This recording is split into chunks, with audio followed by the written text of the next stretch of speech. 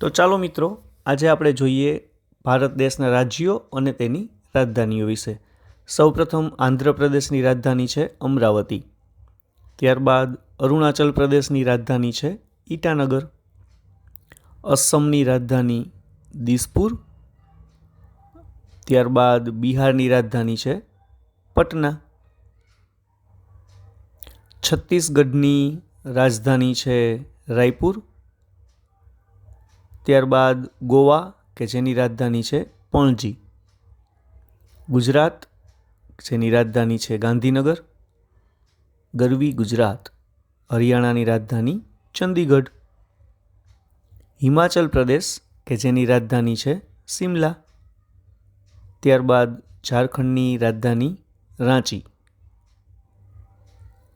કર્ણાટક કે જેની રાજધાની બેંગલુરુ કે જે બેંગ્લોર તરીકે પણ ઓળખાય છે.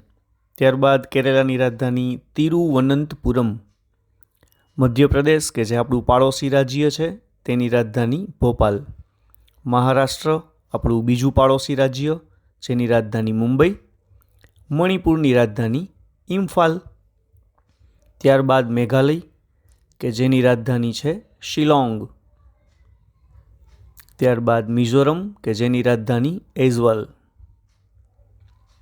નાગાલેન્ડ કે જેની રાજધાની છે કોહિમા. ત્યારબાદ ઓડિશા કે જેની રાજધાની છે ભુવનેશ્વર. ત્યારબાદ પંજાબ જેની રાજધાની ચંદીગઢ. રાજસ્થાન કે જે પણ આપણું પાડોશી રાજ્ય છે જેની રાજધાની જયપુર. ત્યારબાદ સિક્કિમ જેની રાજધાની ગંગટોક. તમિલનાડુ કે જેની રાજધાની ચેન્નઈ. ત્યારબાદ તેલંગાણા કે જેનું પાટનગર છે હૈદરાબાદ. ત્રિપુરાનું પાટનગર અગરતલા.